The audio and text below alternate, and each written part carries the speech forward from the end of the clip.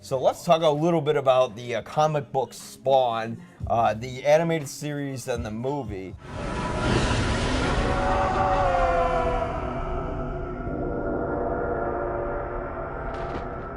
When I think about the animated series, I remember I was very nostalgic for it when I was older. And then, I remember nobody really talked about that series until it kind of recently resurfaced with Todd McCarthy. Todd McFarlane. Fuck. I'm Todd McFarlane, and I created Spawn. With Todd McFarlane. Words. Leave it in. All right, with Todd McFarlane pretty much like getting the rights from Blumhouse Productions to make the film, and now HBO kind of bought the rights to bring the series back, and I thought it was like an interesting time to talk about it. It was something I always wanted to talk about for a while because I always loved that show. Yeah, it was. And yeah, it was really cool. So like, I mean, I guess we could just start by talking about it, but just talk a little bit about the story, like. Yeah, so the story in the comic book and story of Spawn is dope because he's a special agent. Special Forces agent, so he's already, BA. He don't need, any training, or he doesn't have to lose anybody. He already knows and has killed, and has lost and been in war, and So you got this seasoned war vet, best of the best in this dark ops group. Yeah. And his leading his superior betrays him.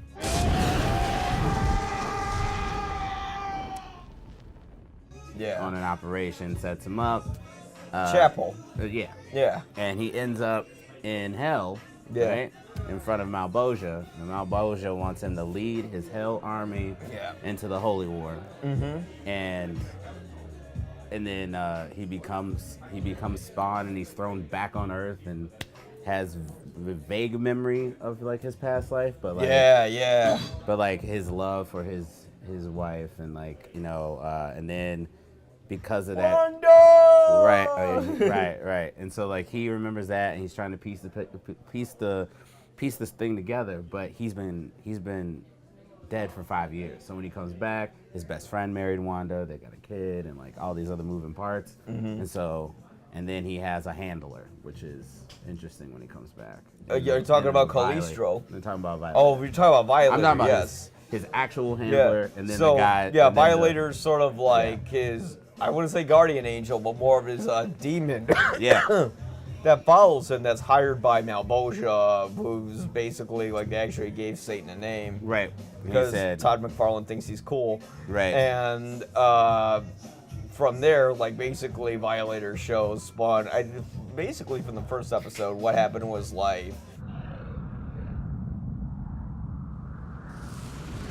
oh God!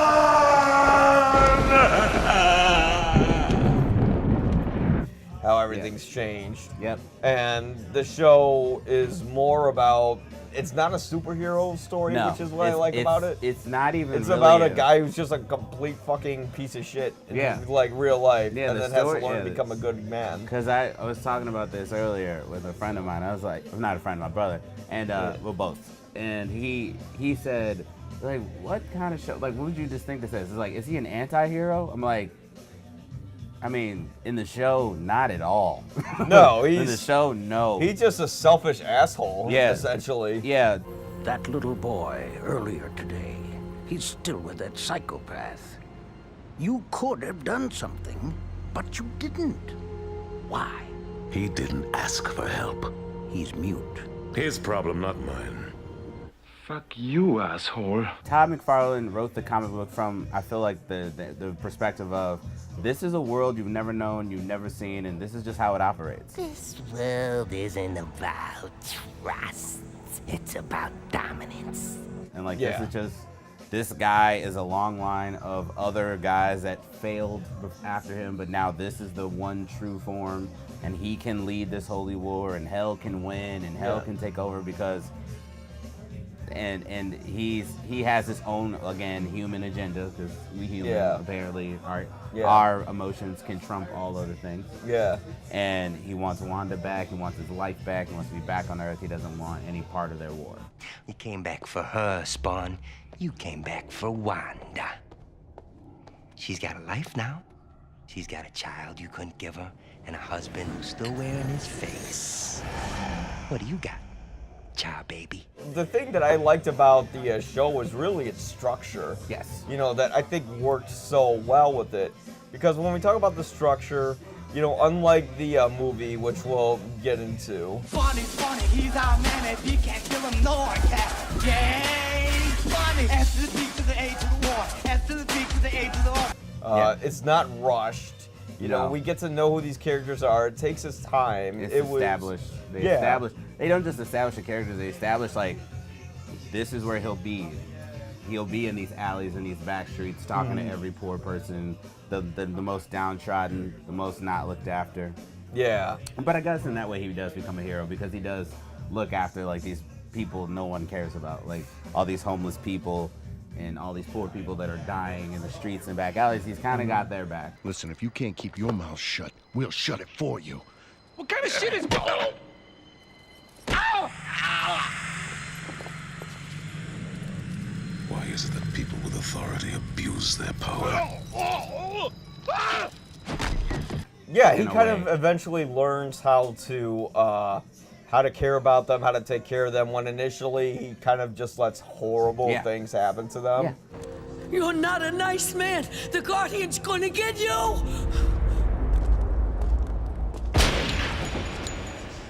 No. Like, he just lets them just get fucking jacked left and right throughout the whole show. And then what is interesting about the show is the show would start off and show, like, this counter. Yeah. And it was his power. Like, every time he decided to use his powers, it was how he would become closer to death. Yeah, exactly. Because I thought that was... Malboja wanted him to feed more souls to him. Right. But essentially by killing. This is the farewell bash for humanity. And you're bringing the party favors. But he wasn't... He was like, I'm not fighting your war, so he was just losing his power every time he used it. Yeah. And then the other cool thing about him is his cape. His cape is living. He had a living cape. It was the coolest thing in the world. It's one of the coolest. Which looked great in the movie. Yeah. And it looked probably the highest point in the movie. Yeah. Is the cape. That's it. Yeah. There's like one of the coolest scenes in the movie involves the cape. But yeah, I'm a little different about that, but it doesn't have like it doesn't have like a Doctor Strange type personality. Where it's wonky and goofy. But well, it doesn't hold up to today, but we'll get into that. Yeah. But the nice thing about the show was that it was written by Alan McElroy, who also wrote the script of the movie, which you could tell he rushed before afterwards he came into the show, where he gave it a lot of structure that was needed. That Todd McFarlane, he's very well known as a comic book artist, as someone who could draw, but in terms of a story writer, he was kind of, you know, you're more into the comics than I am. I kind of know the material, but it's kind of sloppy. I even know the video game. Gotta cop that. In terms of the structure, well, like, how is McFarlane's comics different from the show? Honestly, it wasn't much different because he had so much control over the show. Oh, okay. I didn't know that. Yeah. It really translated to the show, and that's why the show was so popular. The first season, obviously, was the origin story. I mean, whenever you come out of the gate, you have to show everything and tell everything and let everybody sort of kind of see where the chess pieces are. Because it wasn't like he took his storyboards inside the comics and he really brought them to life. And it's like, I know it's kind of cliche to say, but like he really did like focus heavily on like, this is how I wanted to look, this is how I wanted to move. Yeah. And when it became animated, it was like not much difference. Like he really, I would say the only difference was, because his particular comics were made glossy, like real glossy looking. So like it like popped it was up. much more detailed too. Like you could see a lot more Spawn, and in the series everything was darker. Yes, like it was literally darker, where it was like shadowed. You couldn't see much. I know what they ended up doing was that HBO, they created an animated division essentially to make this show, and they brought in a lot of animators from Batman the Animated Series to make this show. I mean, there's one name. Listen, there's one name that I always. I'm trying to make sure that she was involved. But they brought in a lot of people from Batman. Are you talking about Shirley Walker? I'm talking about Andrea Romano. Oh, okay. Andrea Romano is one of the best, if not the best, voice director in visual, in cartoon, animated, anything. She always gets the perfect voice. She always gets the right people involved. And she's one of the most trusted. Like, if you enjoyed any Batman animated thing, Superman, she was on it most likely. Oh, shit. Nice. And Andrea Morano is right up there with Kevin Conroy, if that's the best way to put it. Wow. What I liked was that they actually kind of made you care a little bit about the subplots and what was going on with Jason Wynn. They tried to make Terry, who was Spawn's friend, who ends up marrying Wanda, his I guess ex-wife, because her husband died. Terry, don't leave me the way he did. Promise me no field assignments. Hey, I won't leave you. I'm a desk jockey and I'm proud of it. Al was my best friend. He only asked me to do one thing for him: take care of you. They made you kind of try to care about him a little more. Although there wasn't really much of a characteristic to him to make you care about him. No, I mean, he was just kind of like a nice guy who was a desk jockey who just kind of wound up in this whole crazy conspiracy where, what was it, like Jason Wynn was selling weapons to terrorists? Yeah, he was selling weapons to terrorists. He was kind of like the backroom Dark Cloud guy who was moving all these parts for Malboja, because he was working with and for Malboja. Like Malboja. Oh, I didn't get that in the series. I didn't get that he already knew the devil and all that stuff. No, like, I didn't know he, because they didn't really hint at him like. Because Malboja and Clown, as he called him. Everybody called him Clown. They called him Clown / Violator. Yeah, and so he was aware of what he was trying to do. The Attorney General's office is promising a complete investigation. Do we have our contingency plan, Mr. Wynn? Merrick? Yes, Jason. What's wrong? Did you see that on the TV? The NSC. And another subplot that they had that I almost forgot because it's basically going to be the main plot of the new movie is between Twitch and Burke, who are like the two cops in there. Yeah. Sir, I don't think the CSU is going to appreciate you sprinkling donut crumbs onto the deceased. And the thing that made that plot work was that it wasn't like your usual plot where you have two cops who are polar opposites and they don't get along. They have each other's back, although they're so opposite. Help me, Sam. Don't let them put me away in some warehouse. I want to get this guy. You know, when I think about them, I think about maybe the opposite of the relationship between Brad Pitt and Morgan Freeman in Seven. You want to be a champion. Well, let me tell you, people don't want a champion. They want to eat cheeseburgers, play the lotto, and watch television. Hey, how did you get like this? I want to know. Yeah. Where Brad Pitt hated the fact that Morgan Freeman was the thinker, he was a smart one, and Brad Pitt was the gung-ho, fuck everything. I'm going to take care of this kind of guy. And here, A refined lethal weapon duo. Gun!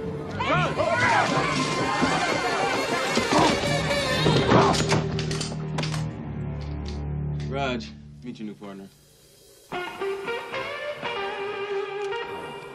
too old for this shit. Yeah, exactly. Yeah. Like, it was kind of a refined lethal weapon duo in a way, yeah.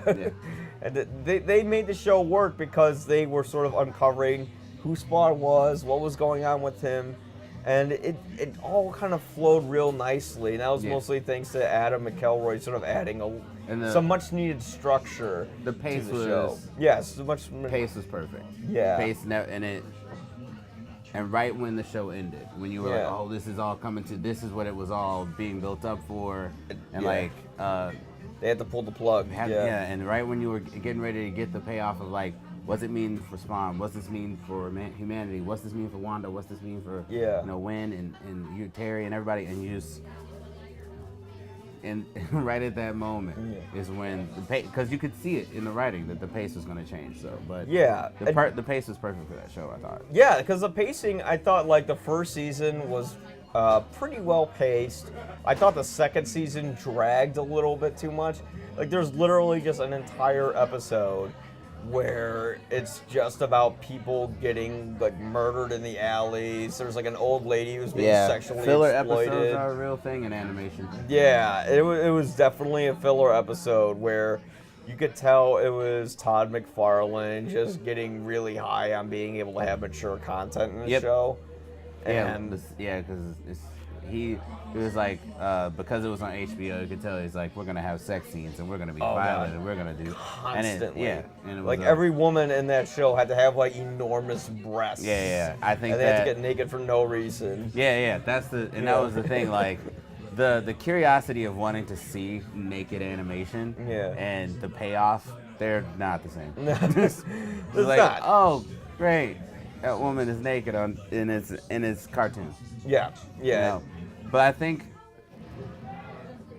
the creative choice was, we want to show how gritty.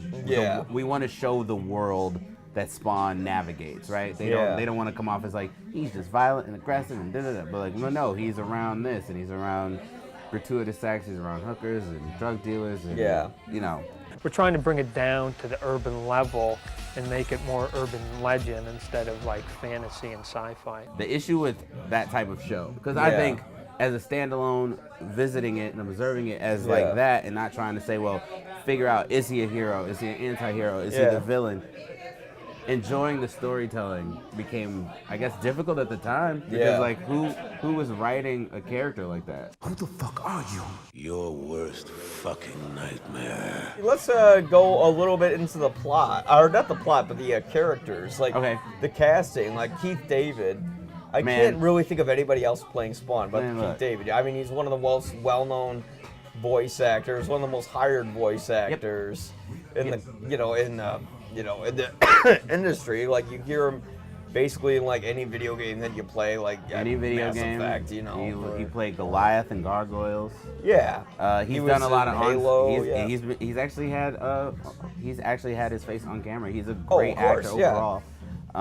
He was a dad in Everybody Loves Mary. Is it the Frank or the beans? He just made you hang on to every single word he said. Well, the greatest thing was he was able to capture all those nuances. You know, he was able to capture the pain and the regret and the sadness that Spawn felt. It's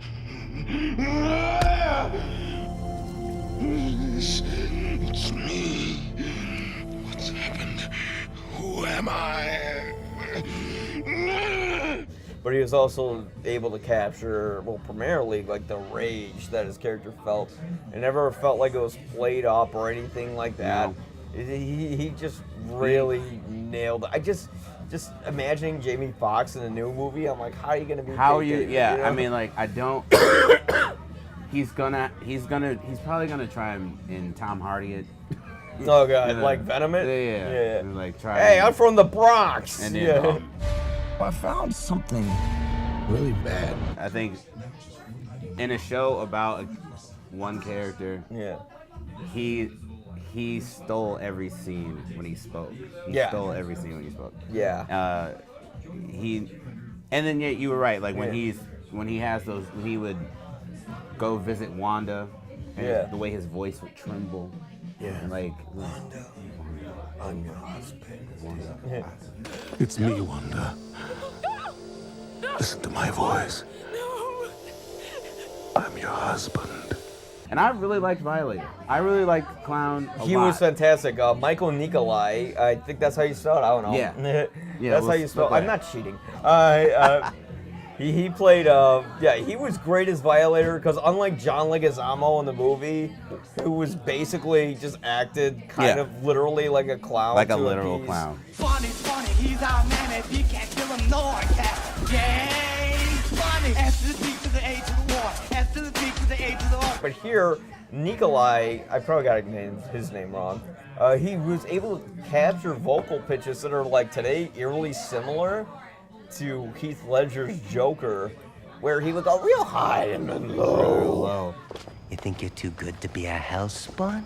You should be down on your knees, thanking Malbolgia for the privilege of being a ranking officer in this Hell's Army. Like when he was and it was to intimidate you. Yeah, I was just about to say the control that he had to be like, I'm making this lighthearted, but don't understand, I will rip your face off. I'll be back for you, baby. And when I come, you better be ready to rock and roll. Oh yeah. Like that was the immediate. Because he wasn't a joke. He was a scary motherfucker. And he was Yeah. so like Yeah. all the disgusting things he would say about like all the fucking disgusting Wanda things, and all that all stuff. the disgusting things he did in scene. Yeah. Remember, it was very normal of him to eat maggots. Yeah, from like, he would ice just cream eat cone. maggots from ice cream. Yeah. Yeah. Ugh, so gross. Want a lick? It's Rocky Road. But like he would just do it and then talk and spit on Spawn. And, Yeah. like, because he didn't respect Spawn. He never respected. He doesn't Spawn. respect anyone because he was a product of Satan. Right. And he wasn't jealous of Spawn in the show. In the show it was like, I just know I'm better than you, and you're the one you think you're in control. You're not in control. Yeah. And he's just like, you're my bitch. Yep. Malbolgia owns you. You are his bitch. You don't have shit. You know. The character in the show and the character in the movie are night and day. Night and day. Oh yes. I mean, the character in the show is more what I'm assuming he was like in the comics, where he's intimidating. He's not supposed to be funny. You know, just because he looks like a clown doesn't mean he's a clown. He's just a bad motherfucker. Yeah. And I really Michael love the Nicolai did a great job. I mean, when you talk about Jason Wynn, I mean, he was okay in the show, I guess. His character is kind of forgettable. Yeah, he's more nuanced. Like, you said every line very monotone like this. Do you remember giving me this picture years ago? Before you betrayed me. Like many of the characters, and you're like, wait, what? I can't hear what you're saying, man. Speak Yeah. up. Yeah. You know, but it was definitely better than Martin Sheen's portrayal of Jason Wynn. Martin Sheen. Oh my Boy. god, like you could just tell he was doing that role for children, where he's like, I'm a bad guy. This is my bad guy voice. Yep. Oh, Yeah. look at this. Like it was very 90s. We have harvested the ultimate weapon. Makes the Ebola virus look like a skin rash. And you know, here John Rafterly's performance as Jason Wynn was a little more subdued, but it wasn't much. Now here's an interesting twist though. Calistro, I thought that Nicole Williamson, who played him in the movie, was better than Richard Dysart? Dysart. Yeah, than Dysart was in the show. Every choice has its consequences. Yeah. Because despite how shitty that script was, He was pretty Williamson good played at it straight. Yeah, he was pretty good. And which is amazing as Yeah. an actor to be able to do that. You know? To have all that swirling bullshit around you in that movie and go and see him and go, oh no, that's exactly how I would have expected him to be. Yes, like, yes. was great. Yeah, he was, and Richard Dysart, he kind of sounded like a cartoony old man. He sounded like a really shitty impersonation of Alec Guinness. I was just gonna say he sounded like he wasn't old. Cagliostro hasn't changed very much, and we don't really know all that much about him as yet. But he was just so weird. And then you had other characters in it who were pretty memorable, but a lot of them were just kind of just like so many throwaways. But the thing is, like, Terry was used as a plot device. Yeah, exactly. But he his was just a character plot was device. so forgettable. Everybody was a plot device, except for Chapel. Chapel wasn't. Yeah. He was amazing. Chapel was cool because he was the he was the guy that killed Spawn, and just the absolute disbelief. I just love that scene where Spawn reveals who he is to Chapel, and he just loses it. He's like fucking blowing up the whole alley. I want you to feel what it's like. Trapped in a box, no light, no air. Suffocating in the darkness and left to rot.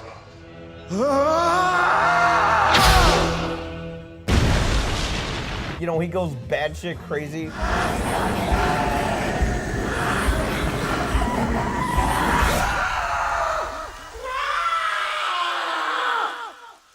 He's the only character outside of maybe the Spawn Hunters, which are all these beautiful women, because Todd McFarlane's like because Todd McFarlane's like a horny teenager. It seems like it. Yeah.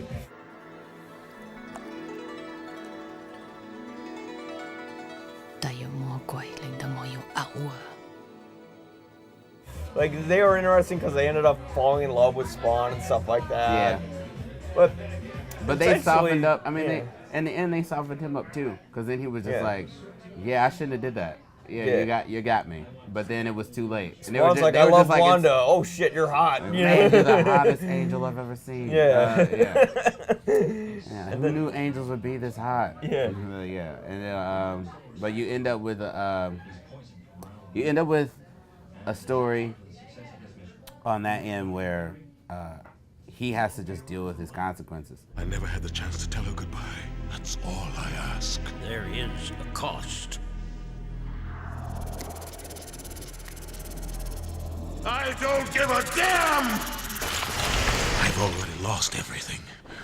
There's nothing more to lose. You have to deal with the choices he made because there's no going back at that point. Yeah. You kind of almost fulfilled what Malebolgia wanted you to do. Yeah. Like, he killed a lot of people in that show. And mercilessly. And let them die, too. You bastards! You killed my brother! You're gonna die! A little bit about the style of the show, as we were saying earlier. You know, HBO, they had their animation division. They kind of wanted to incorporate the anime style of the Max. It was an old school anime Eon style. Flux. Eon Flux, yeah. Well, it was. I was gonna say, the only thing close is Eon Flux I can think of as far as like angles. Yeah. Like as far as the way the angles they were, the way they visually drew people. Yeah. It was like a mix between Eon Flux and Batman the Animated Series. Yeah, and where then it was mature like Eon Flux, but like Batman, there was a lot of usage of shadows and things Batman of that was nature. and then that was the other thing too. You didn't get a ton of shots with Spawn where you got to see the full-on his suit and his cape and everything. It always got like bits and pieces, piecing together his green glowing eyes. Like, they were like, we're gonna let you piece together what he looks like instead of giving you the full aesthetic. They're just saying, this is Spawn. This is what he looks like. They were like, no, he's gonna be in this shadow. You're gonna see one green eye, and in the next scene, he's gonna be completely covered with a cape and just sitting there brooding and like, they made a lot of good visual choices, I think. Yeah. As far as like animating the show, and audibly. Like when he would crack necks and like when he would squish, like it was a cape, right? There's a scene where the cape snaps this guy's wrist. What the hell are you? Yeah. And you just hear it go, like it's like you're like, ooh, it's a cape, but it feels like it really. You feel the weight of every utility that he has. Yeah, so I think the animation and audio was so good.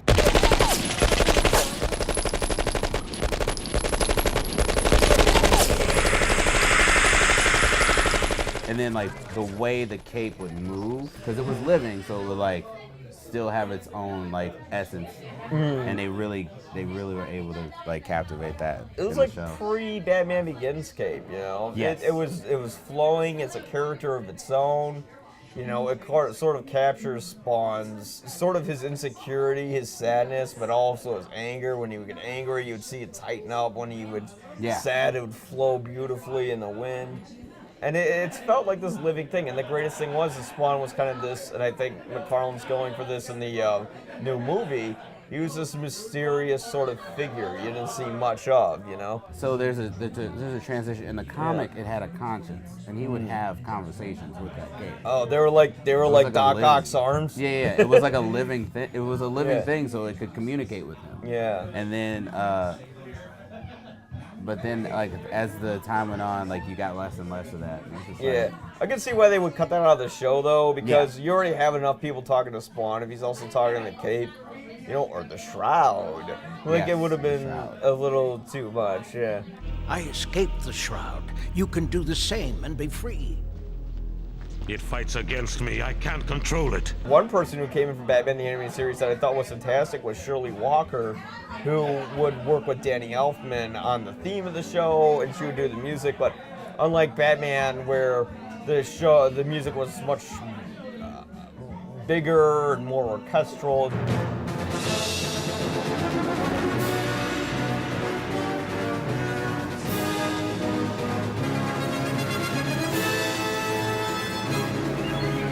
made bigger, for something ominous. She went for something. Yeah. Yeah, she went for something like much more synthetic and ominous and scary. Where it's going, it's sort of like Eerie. getting It underneath. was eerie. It was yeah. more eerie than like Batman's music is very ominous and powerful. Yes, or that's not that thing. It was something else that was very similar. But it was like it's eerie, it's suspenseful, and there's more of a thriller feel. A thriller vibe, like this thrilling. It feels like a fun cartoon show, and this one is dark. It's a lot of experimental sounds. Yes.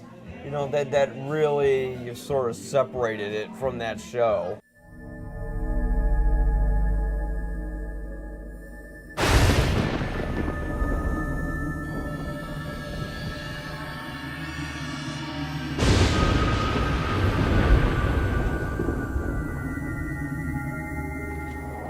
Where it's like you can't hum anything from Spawn, you know, it's just noises. Yeah. Like, what do I remember? The gong from like when they like have his like name pop up. Yeah.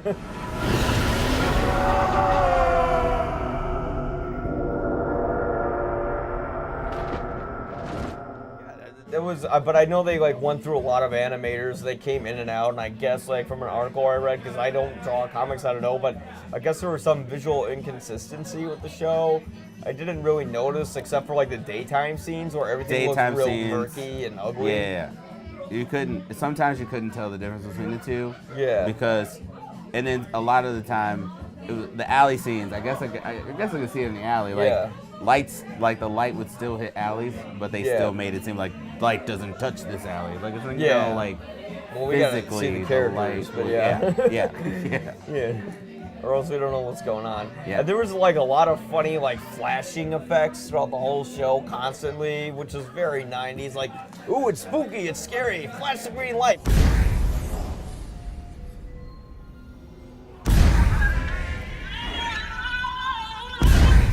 Flash the light, like, if you're epileptic in any sort of way, it's the worst show to watch. Yeah, because when he uses his powers, they're like green, so it would be like this green, weird, flickering flash. Oh, just everything was just constantly flashing. Oh, yeah. I guess to sort of like wrap things up, do you think the show holds up today? No? I think the voice acting, I think the story does. Yeah. But you would animate that differently. Yeah. You would animate it differently. Because you can build, because the level of pixels and how things can be drawn, you can build more drama out of more detail. Yeah. So instead of just snapping that guy's neck, you'd be able to see the abrasion, and then they'd be like, what if we change the color of his hand because there's no, like, you know, it would become more intense. They would be able to draw more, bring you in more visually, I think. So the visual storytelling has a chance to be better. But the story, of course, it holds up. I think it's an interesting tale of a guy who is not the hero, who wasn't the hero to begin with. Yeah. Listen, old man, the government taught me how to fight, how to kill. It's all I got left.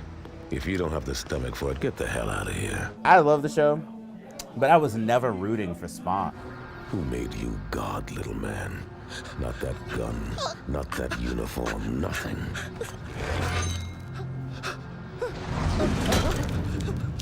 You want to scare people? Fine. I need a scarecrow. I just wanted to see him snap necks and kill people. Like, I was in. I kind of wanted to see him change and evolve in a way and learn. I wanted to. No. So that's the best part about the show is like it did evolve. Yeah. You got to see like, oh, that's what he's here for. So it's a great reveal. It's a great story. This is truly what hell is, old man. You have a chance to. A chance? What chance? But I didn't.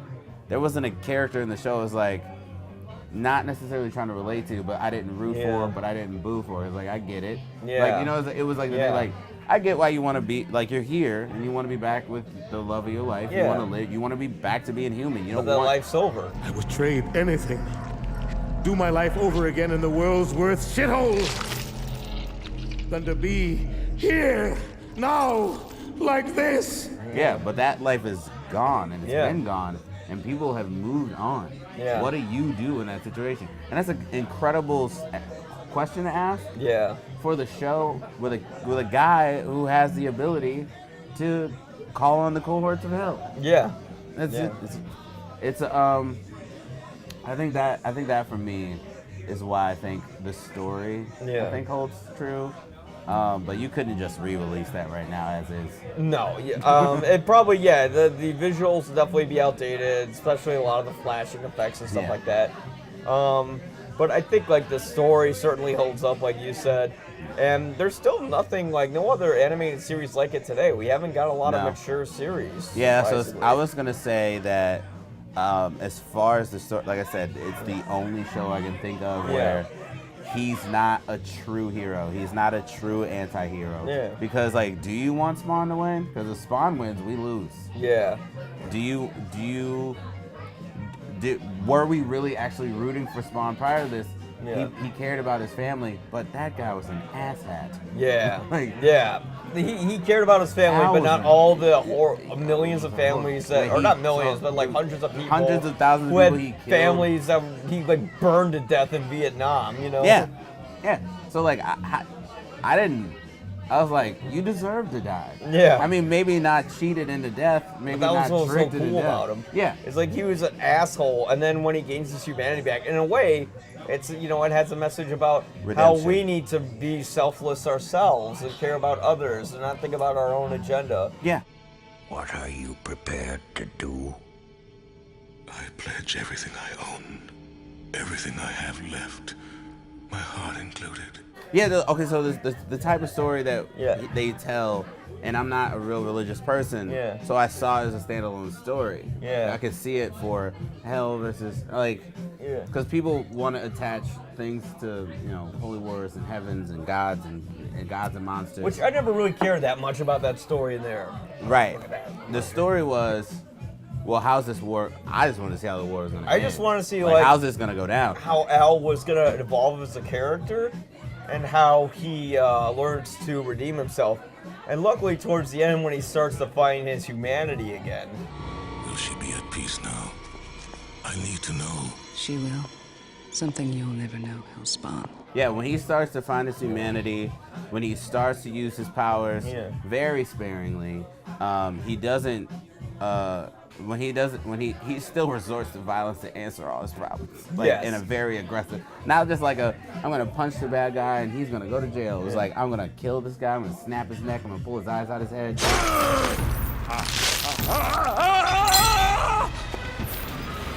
Time to die, win. There is a difference though between the comics and the show that worked better in the show, which is when they had that child molester who captures Cyan. And in the comics, Spawn kills the child molester, I guess, and like pegs him, like was it on Jason Wynn's office or in the alleys, or? And in the show, you see the Violator just going, "Yes, kill him, fulfill Malbolgia's will." Kill him. Kill him. And instead, he spares him.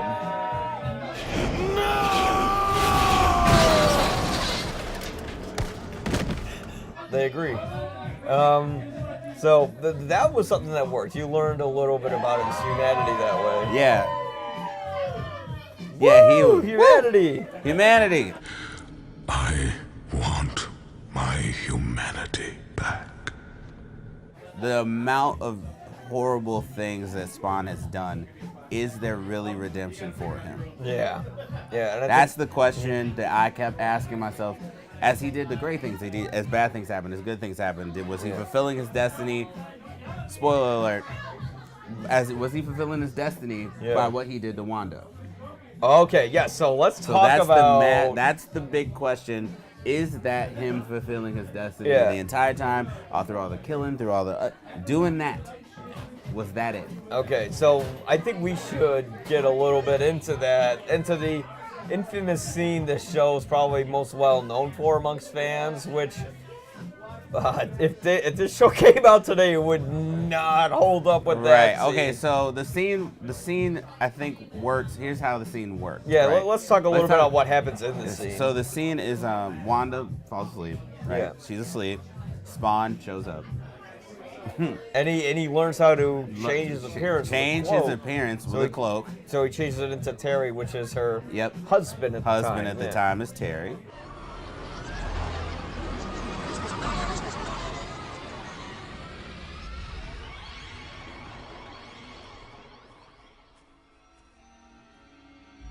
They're there, and you go ahead, Mike. and then basically he has sex with Wanda, disguised as Terry, and she thinks it. I never knew she thought it was a dream, but that makes sense because she was like, "Wait a minute, isn't Terry still missing?" Right. Because but she thought it was a dream. Yeah, but essentially he Bill Cosby'd her. Yeah, so he turns into Terry, tricks her. She thinks it's a dream, and when she comes to, she's impregnated by Spawn. But yeah, she's impregnated by the Hellspawn. Yeah, she's literally has a demon baby inside of her. Actual demon baby. Because of Spawn. Yes. He spawned a demon baby. Yes, Spawn gets a demon baby, and with that act starts the Holy War. Kill me now. Get it over with. You're not in our contract, but we'll be back for the child. Yes. And the Holy War begins because of this act in the show. And Spawn's like, I want to take it back. And they're like, you can't. You've already put things in motion. You have no idea. Yeah. And I think that to me, there's no like when that happened, I was like, that's it. This is going to just be a dope story to watch. He was never a hero. He was never an anti-hero. He was a plot device for this universe that Todd McFarlane had created, and Spawn was living it. And I thought that was I think that's cool. I thought that was a cool move. I thought it was a cool move. Yeah, it was great because you could feel like the show was wrapping towards much more of what it wanted to be or what it was trying to go towards. Because you had the plot where Twitch and Bert, they realized that the chief of police is actually working under Jason Wynn. Yep. Am I correct, sir? It's Banks. I can smell it on him. They find him, they basically show him that, they're gonna get him. He kills himself. And this is after he shot Twitch, and Twitch somehow had the most miraculous survival of any comatose patient who was shot in the head in the history of anyone, but whatever, it's a comic. So, I'll let it slide. Sir, you look like you lost some weight. Yeah, little, you weren't around to get me Hey, partner! You remember me! And then there's a lot of things that happen that you should let slide. Because unfortunately, as much as I love this show, how Spawn has abilities and these powers, he does all these things, he puts all these things in place that the Satan does not want to do. Satan gave him all those powers. Yeah. Why did he not ever take them back and put him back in hell? Because he can do that. Because that was one of the story needs to happen. Well, I get it. I get it. It's like why doesn't Batman use this money to just do the philanthropy and change everything with all the money that he has? Because that'd be boring. Of course, I get that part. I know this story is not bulletproof. But it's at about the same feelings, time, in this particular, it's about feelings. In this particular instance, Malbosia could have easily just said, "Okay, come back. You don't get to be up there anymore. I need you to come back." You really fucked yourself this time. This ain't over, Spawn. You made a fucking deal. I would say Todd McFarlane's Spawn, I think in terms of story, it certainly holds up. It's something you're not gonna see a lot of other shows like it. No. And if you have like an HBO Go subscription, or if you're the first one to comment on this video, I will send you a copy of Spawn, the animated series, on DVD. On DVD. Boom, boom, boom. It's not on Blu-ray yet. It isn't. But I can give you it on DVD, and it is some great nostalgia, and it's an amazing show. And it's something you should check out. Don't see it on YouTube. It looks like shit on YouTube. And then also, find that Spawn video game. It's amazing. Oh, God. Yes. Find it. If you're the second one to comment, you get Spawn the video game. I'm telling you, man. Dude, Spawn the video game, it looked cool. It was on Super Nintendo. Yeah. It was just like a nice side-scroller. Yeah. You could do some cool stuff. I liked it. Yeah. So that's a wrap on Spawn the animated series. Strong recommendation from us. Please like, comment, subscribe. You know all the bullshit they all say. So just do all that. And then we'll see you around. And next up, we're going to talk about Spawn, the movie from 1997. Hooray! Yay! Oh my God, look how excited I am. Spawn is funny, he's our man. If you can't kill him, no one can. Yeah!